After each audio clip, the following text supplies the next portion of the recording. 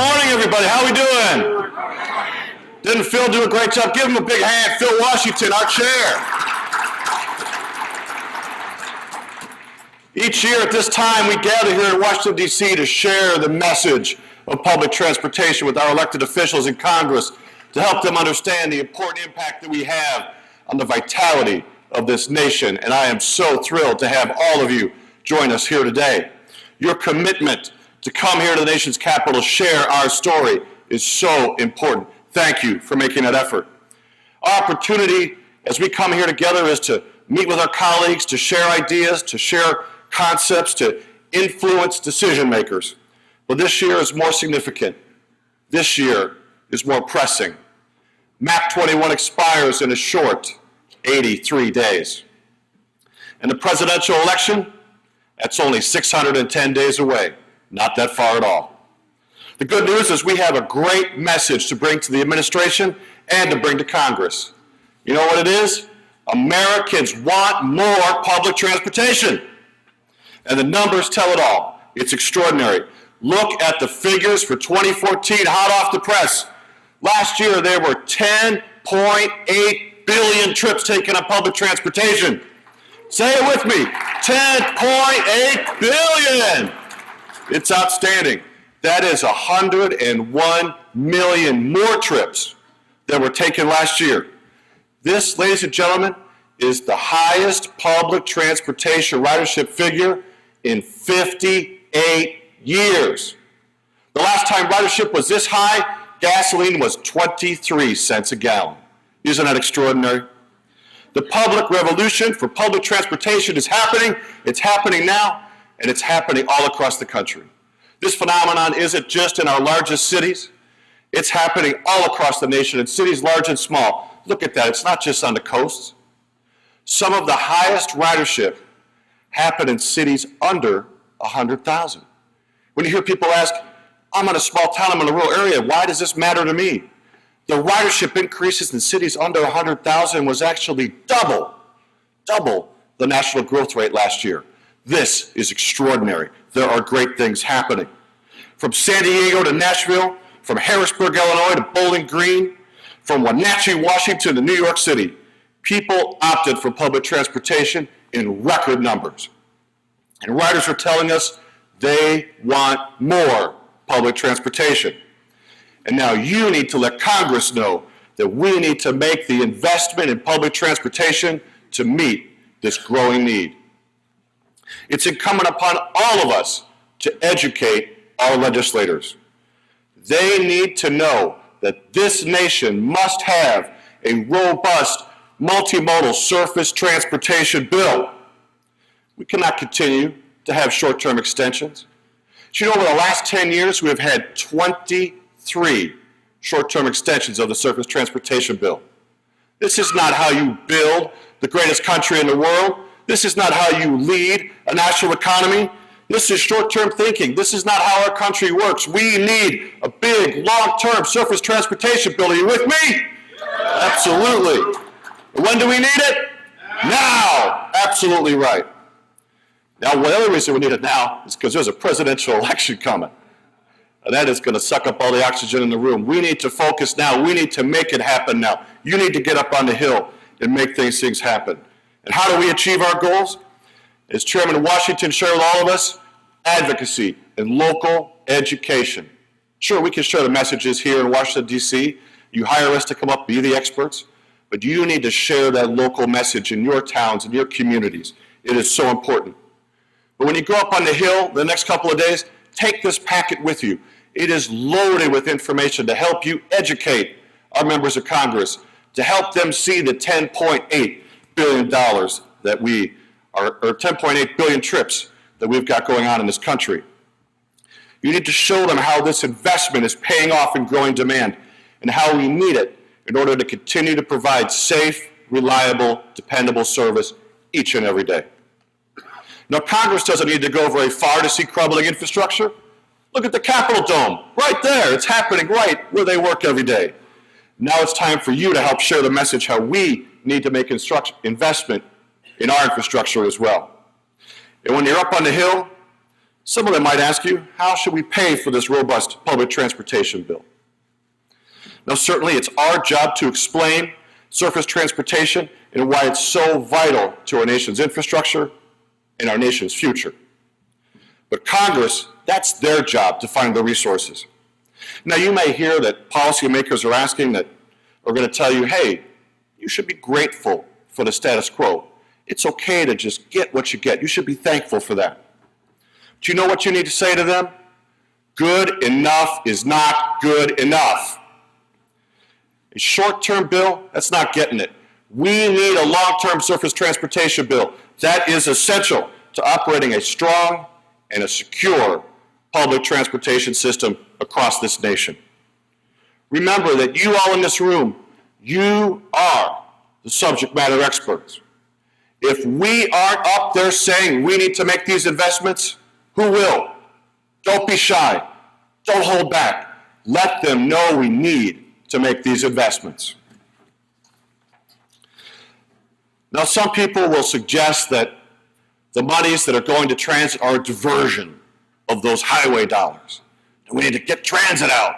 If we could just get rid of that, stop this diversion, then we could solve the nation's highway problems. Don't you fall into that trap. You let them know that story is not correct. Remind your legislators that in 1983, President Ronald Reagan put forth a program to raise the federal gas tax from 4 cents to 9 cents. You know what he called it? A nickel for America. 4 cents for bridges, roads, and highways, 1 cent for transit. That's the origin of the 80-20 split. The dollars that go to transit in the Highway Trust Fund and the Mass Transit account have always been there for transit. They've never been a diversion. Set the record straight. It's about a system working together. We're here to defend the system, to make sure the system works well together. We've had a very long partnership. Partnerships are what make this program work. Partnerships between passengers, state, local, and federal governments. That's what makes our nation so great and makes our transportation systems work so well. And let us not forget, it is an interdependent system. Our buses and trains take cars off the roadways so that we can have the free flow of goods, products, commerce, and services throughout our roadway networks. It all works together as a system. So removing us from the Highway Trust Fund, well, that's a bit like, I don't know, removing the steering wheel from a bus. It doesn't make any sense. It all has to work together. Now, DOT, they have their own bill, a robust 6-year multimodal bill called the Grow America Act.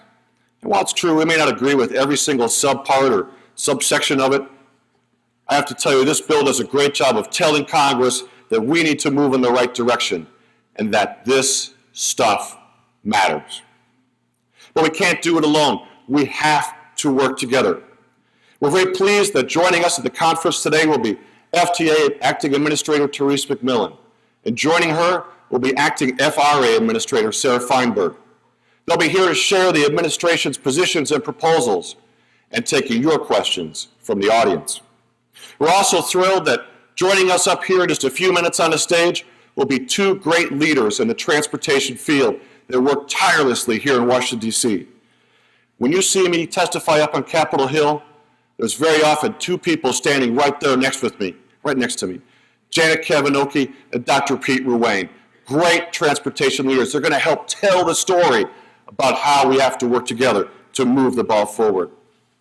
Now, passage of a surface transportation bill, it's a lengthy process. And the first stage, we passed that in December of 2013.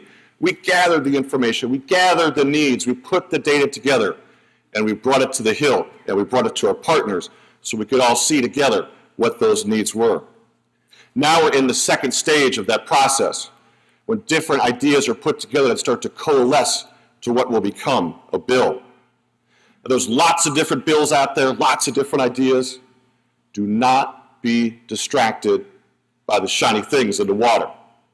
Stay focused on our mission, stay focused on our message as we shepherd through the next stage, an actual transportation bill. We should be bold in our approach because we know the needs are real. We know the demands from the public are real. We know the infrastructure investment needs are real. And we know that we have been able to functionally, fully demonstrate public transportation has a significant financial impact on this nation's economy. In fact, for every dollar invested in public transportation, the economic return is 4 times that, $4 of economic return for each $1 invested in public transportation. It's not just about that economic return, it's about jobs. It's about getting Americans to work. There are nearly 50,000 jobs created or sustained for each $1 billion investment of federal dollars into the public transportation system. This is a huge return. But even more importantly, the federal government doesn't build our rolling stock. They don't build our buses and trains and transit shelters. The private sector does that. The consultants, the OEMs, they make this business happen. And those federal dollars, those government dollars that come through to our industry, most of those are capital dollars. Did you know that fully 73% of the government dollars that come into transit flow right through to the private sector? They're creating jobs all across the nation. Good, high-paying, high-quality jobs. Be sure to share that jobs story with the policymakers up on the Hill. Tell them how they're creating jobs and opportunities to get to jobs in cities large and small, urban and rural, all across our nation. But the job, it doesn't end there. You're going to do a great job up on the Hill the next few days. I know you are. You're going to storm that hill. But when you go back to your communities, that's where the real work happens. That's when you bring your members of Congress and other elected officials to your properties, to your companies. Show them, don't just tell them where the federal dollars are going. Let them see and touch and feel your trains, your buses, your transit shelters, your factories, your offices, your job sites. Let them meet your drivers, your mechanics, your dispatchers, your engineers, your field workers. Let them understand where these federal dollars are going, that we are creating great public transportation options for people in all 435 congressional districts, all 50 states in this nation. Help them understand the perspective of where these federal dollars are going, so that when they are in their town, when they're driving to the next Rotary Club or other event, they can point to that train, to that shelter, to that station and say, there's federal dollars at work there, and I'm proud to see them enhancing livability in my community. And they can see that it's all part of a system. And you all make that happen. You convey that message. So as we finish up our meetings this morning, as you all take the Hill, as you hear from the administration and members of Congress and our partners up here, take these messages, take them to the Hill, share the story that we need a well-funded, long-term surface transportation bill. We need it for our industry. And ladies and gentlemen, we need it for America. Thank you very much.